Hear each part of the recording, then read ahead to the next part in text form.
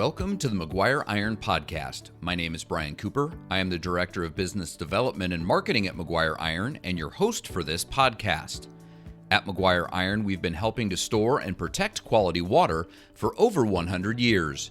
On this episode, our guest is Kurt Pfeifle, the Executive Director for the South Dakota Association of Rural Water Systems. Kurt started his career in rural water as the general manager for the West River Lyman Jones Rural Water System in Murdo, South Dakota. After 5 years with West River Lyman Jones, he moved on to become the general manager for the Mid-Dakota Rural Water System in Miller, South Dakota. Kurt spent the next 25 years working as Mid-Dakota's general manager and is proud to say that when he started with the project in 1993, there wasn't a stick of pipe in the ground. Kurt helped marshal the project from design to construction to completion.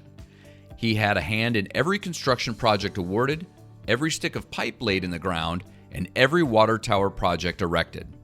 When the position of executive director for the association was opened, Kurt and his wife Lori saw this as an opportunity for him and his wife to come home to Madison, South Dakota, where Lori was raised and still has family, and to be able to continue in the profession that he has come to love, working with great people in the many systems the association represents, as well as the entire extended family that is rural water.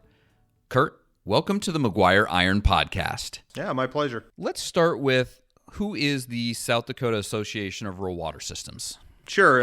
Probably the best way to explain it in a phrase, there's strength in numbers. And that's really who South Dakota Rural Water is. We were founded in 1976. We were organized to bring then the fledgling rural water program that was emerging in South Dakota to fruition. There was just a few at that time, so they all banded together and brought all of their collective power together to form the association. They kind of the associations kind of follow the I'm going to call it the rural electric cooperative models, and we are in fact, or most of us, many of us are cooperatives in truth. The cooperative model started clear back in the 1700s, and Benjamin Franklin had one of the first cooperatives in America in 1750s. But the whole idea behind it was to bring the collective power of all those people together into an association and be better positioned to bargain for products and goods and services and those type of things. And that's why we were formed, in order to help these systems along, give them power, give them voice in their legislatures and the federal government, and help them find fundings and ways to expand and survive. So what's the mission today? I mean, that's why you were started. That's how it started. What's the mission today, and what's the direction? Sure. The mission today, and it really kind of goes back to your previous question of who we are. But when an organization is trying to develop a mission statement or a vision statement, they always tell you, try to boil that down to the bare essence of what you do. And the bare essence of what we do is to try and bring the power of an association, the ability to do collectively what we couldn't do alone, and so we try to do that. We try to bring that to our membership, and in doing so, we help and we assist with our rural utility membership to make sure that they can bring water and wastewater services that are plentiful, quality, safe to all the citizenry of our state. You talked about your membership. Who makes up the membership of the South Dakota Association of Rural Water Systems? Yeah, our membership is pretty diverse. We would probably start with what I would call our core membership, and that's the utilities, and we separate those out into two classes, a Class A and a Class B membership. I'll talk a little bit about our Class A membership first. The Class A membership is comprised primarily of what we call our regional rural water systems. Those are the rural water systems that again, probably spread over all of or parts of many counties. We have about 27 of those in the state of South Dakota. It doesn't cover all the land area, but it covers a good share of it. And the vast majority of those belong to our association and are members of our association. When those regional water systems join as a Class A member, then each one of them gets a person that can sit on our board of directors and represent their system. That means I've got 27 or more directors. When you add our Class B systems in, our Class B systems are predominantly our municipalities around the state.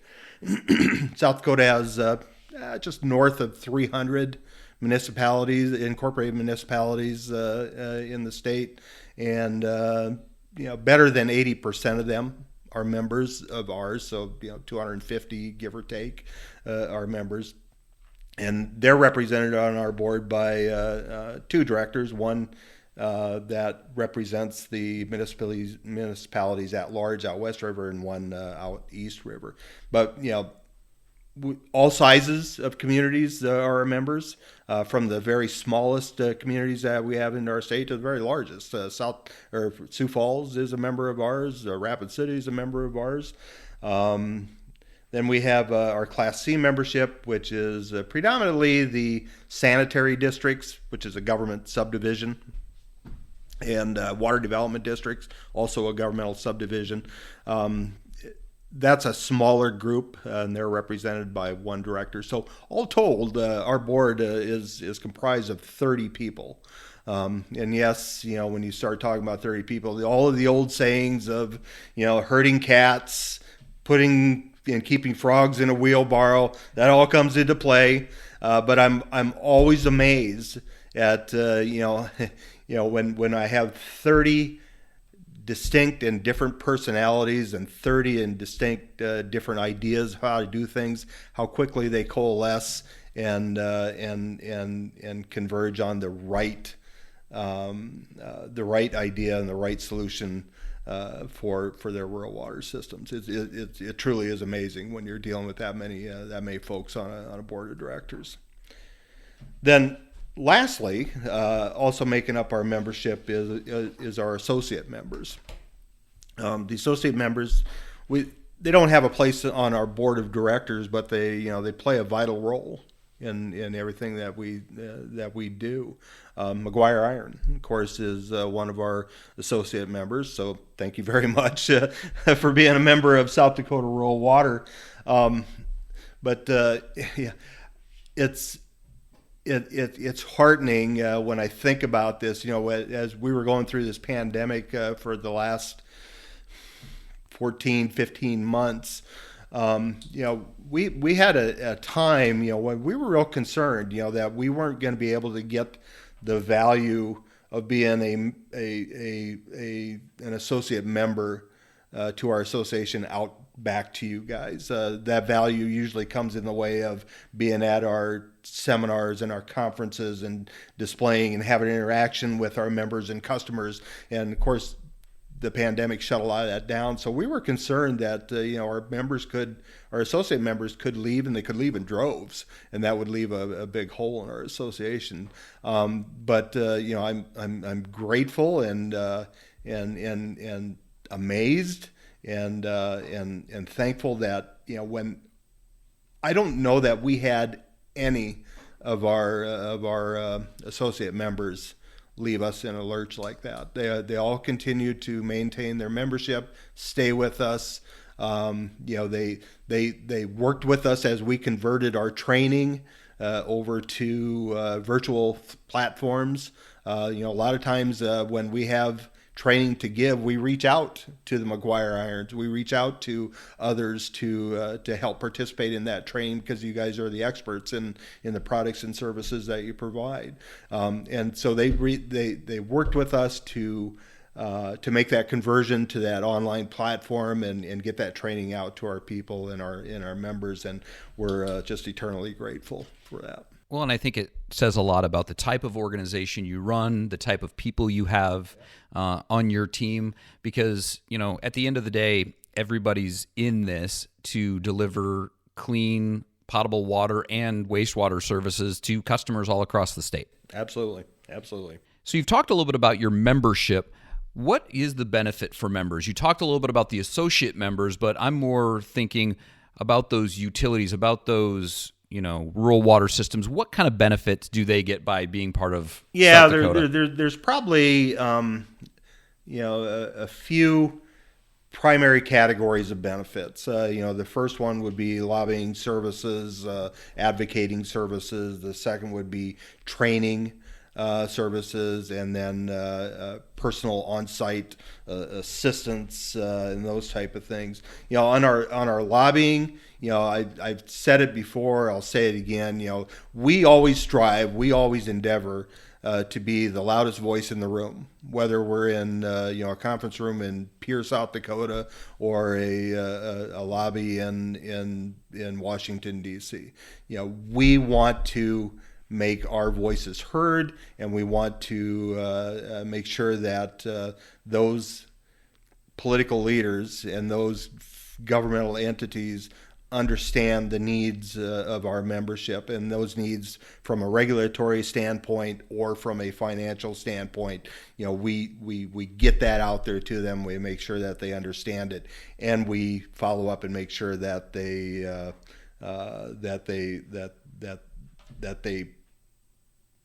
are backing us in those efforts as well. And South Dakota has very good legislators and very good congressional representatives. They're always 100% behind the water wastewater efforts in our states. We talked a little bit about the training. So normally training is done in person because whether you're a person in wastewater or water, a lot of people I don't think realize have to have certain credits to stay certified to do your job. And when we got to COVID, like you said, it kind of threw everything in the air because the regulators said, well, you still have to be certified. And so organizations like yours had to pivot to say, how do we provide these training services that we do in person another way? Yeah, we have many areas of training that we provide, but you hit on probably one of them that is core for us or paramount for us, and that's our operator certification training. We have a contract with the state of South Dakota to provide training to all of our water and wastewater operators throughout the state, regardless of the size of the community or the system, and we do that free of charge. Jim Zeck is our trainer. Jim is been doing this for years and years and years, has a biology background. The guy's super smart, super capable, probably one of the best in the business, in my opinion, for teaching operator certification materials. It was interesting. This year during the legislature, there was a bill that was working its way through the legislature that was dealing with operator certification. It was more on how much they charge for exams and that sort of thing. But some of the information that was put out to the legislators in hearings in dealing with the operator certification program was that overall in South Dakota, there's an exam passage rate for water and wastewater operators of around 40 to 50%, which tells you two things. One, it's hard. It's a hard business. Those exams get harder the higher certification level you go. So nobody should fool themselves that you could just walk off the street and take an operator 2 certification course and pass it without any study. And many try that, and it just doesn't work, and that's where you get your 40 or 50% passage rate. But when you introduce a training program like South Dakota Rural Water has for operator training, that goes from the 40 or 50 to well north of 70%. And that's across all the entire spectrum, of class 1, 2, 3, or 4 exams. So that says a lot about the quality of our training. It was interesting over the course of COVID, the pandemic. We had other states actually reaching out to us saying, "Hey, can we have some of our operators jump on your virtual classes because they need to get this stuff, and we're just not getting it in our state the way we need it." There's some issues with doing that, but we tried to accommodate where we could, and we did allow some of that. But it speaks a lot for our state, speaks a lot for that program, speaks a lot for Jim Zach in the quality of that certification program that he puts on. And I think that's one thing, you've talked about the pandemic. What are some of the other things?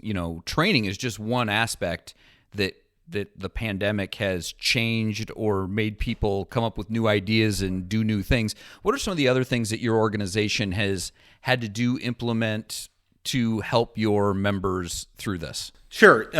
Well, as we're working our way through the list of things that we provide to our membership, the lobbying, the training, probably the next one on the list is on-site assistance.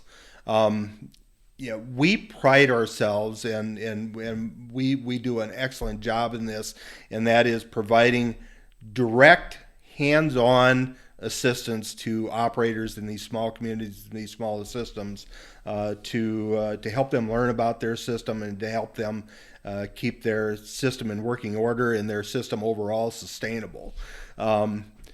Hard to do on-site assistance when you're being told to quarantine and do it from home. Honestly, we did some of it. We tried to revamp our on-site assistance programs so that we were, when possible, if we could do that assistance remotely, either by a virtual platform like Zoom or on a cell phone, that's what we did. But if we had to go out on site to provide the assistance, which we often had to because you just couldn't do it, from a desk, then we worked with those systems to try and make it as safe and as comfortable as possible. What do you want from us? Are we to wear a mask when we arrive there? Are we to stay socially distanced, only one person to a pickup and all those kind of crazy things? But we made it work, wherever we went. We spoke to them first before going there to make sure that we understood what they were comfortable with. And then we implemented the things that they wanted us to do in order to stay safe and protected. So we made it work. But it was a struggle. Has the pandemic changed the things you will do in the future, things you've learned through the process that that you now say, this could be part of what we're going to just do going forward? Yeah, absolutely. I've told people before, 14 months ago or in February 2020, I didn't know what Zoom was. I seriously never heard of it. I barely heard of Teams and some of these others.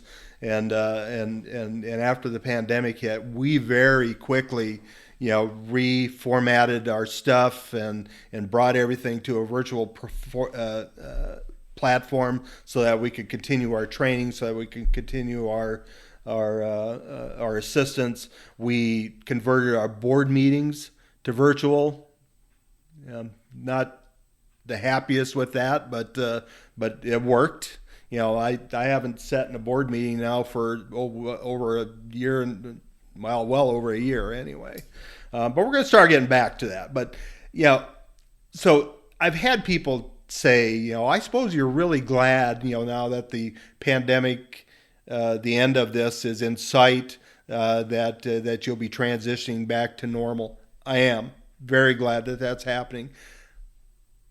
But not everything's going back to the way it used to be, nor should it. I believe truly that there are things that this pandemic has taught us. Being able to do some of your work from home, being able to trust your employees, that if they're working from home, that they're working and they're being productive, and they are. At least at South Dakota Rural Water, they are. We had a number of times when people were either exposed or had COVID, where they had to stay home, but they stayed productive. They got their work done, and we were able to continue and move on without a hitch. So I think that's going to stay with us. When there's, I think we're going to see a lot more hybrid type meetings and functions. Where we'll have a seminar or a conference that's being put on in person, but we'll probably also create a virtual path for either attendees or presenters to come and participate in those meetings and conferences. I see that coming. I see it staying. I see that probably filtering out to our member systems as well in some areas. Some of our water operators, they have to be out in the field. That's where their work is.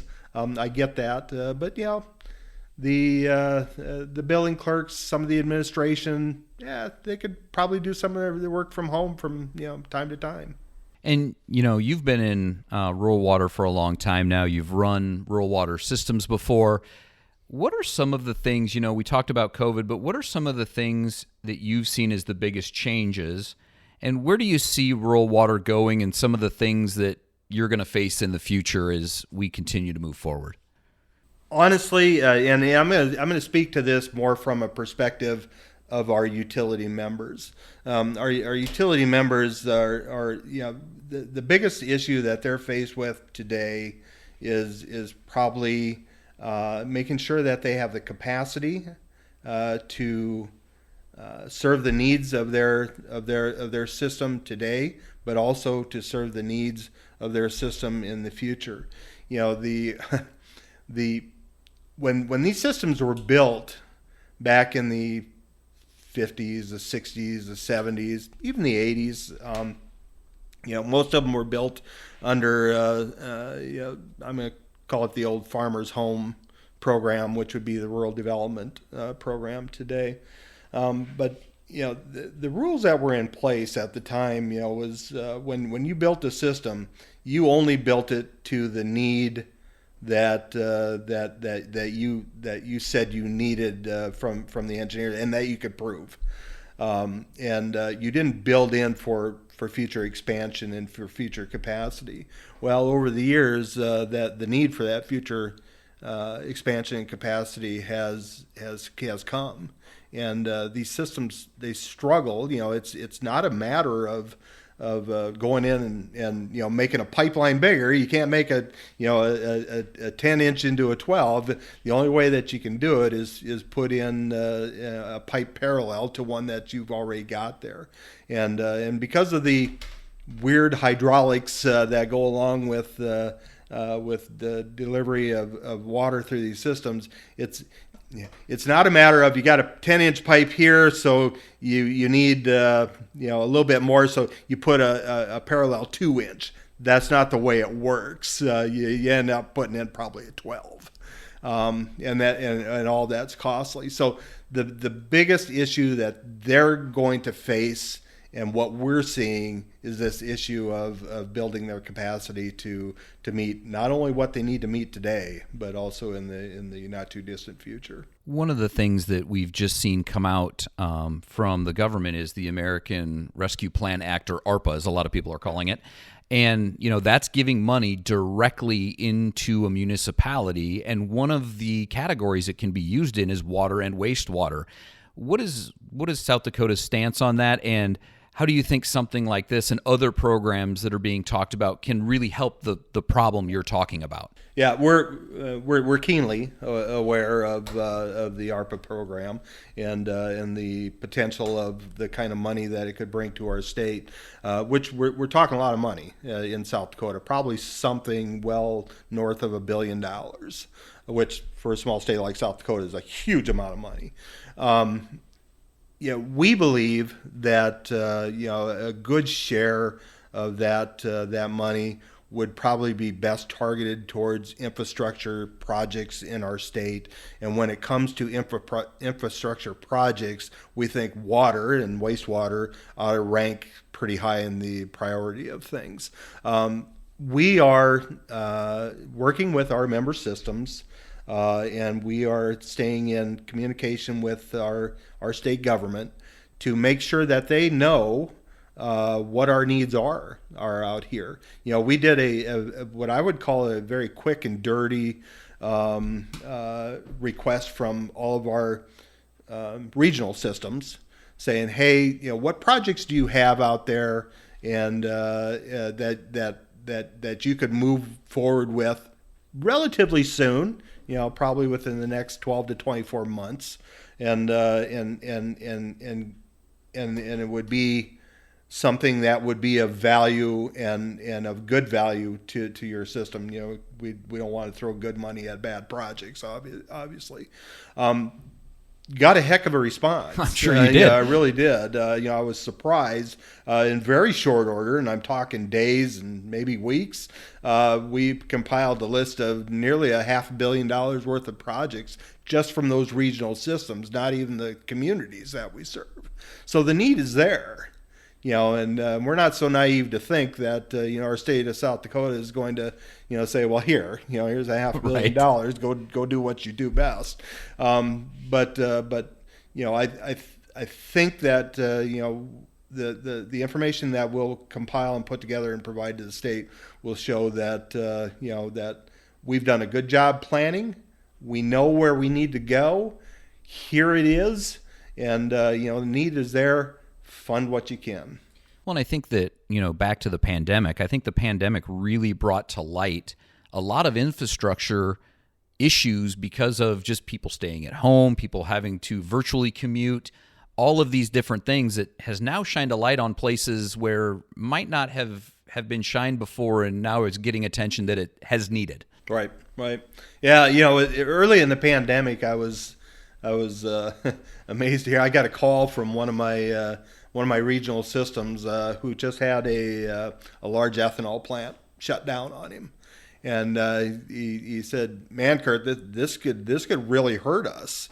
That they represented a significant share of our daily water production and sales, and now they're just doing nothing. So we worked with them and tried to get them to the right places to get answers to where there might be some help to help them through these troubling times. We were concerned at the initial onset of the pandemic with some of our communities that relied on tourism. Predominantly out in the Black Hills, we had a lot of communities that their whole year was predicated upon the revenue that they'd receive from tourism, and there were some concerns, but we tried to give them the places that they could go, the resources that they could utilize to help them weather this tough period.